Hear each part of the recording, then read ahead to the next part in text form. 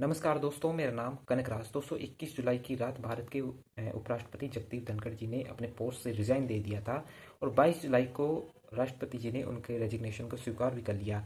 वैसे उनका कार्यकाल 2 साल का और होने वाला था। 10 अगस्त 2027 को रिटायर होते, लेकिन समय से पहले उन्होंने रिजाइन दिया। वो कुछ भी कारण रहे हुए होंगे।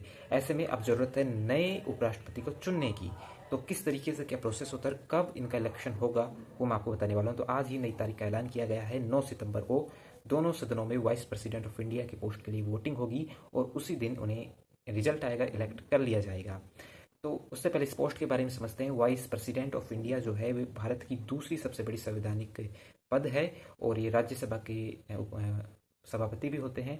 और जब भारत में राष्ट्रपति उपस्थित ना हो तो ये उनकी जगह भी लेते हैं। तो किस तरीके से इलेक्शन होते हैं मैं आपको बताता हूँ।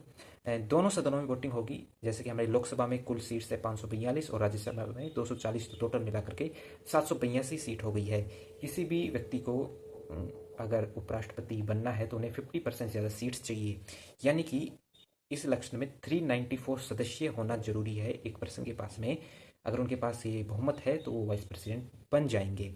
50% ये आपको ध्यान रखना है। तो इस इलेक्शन में अगर पार्टी वाइज बात की जाए तो एनडीए के पास में जो बहुमत है 422 है।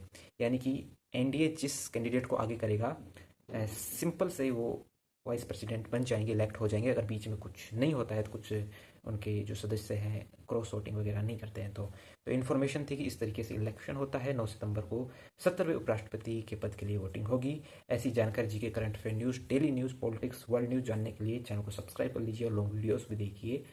नमस्कार।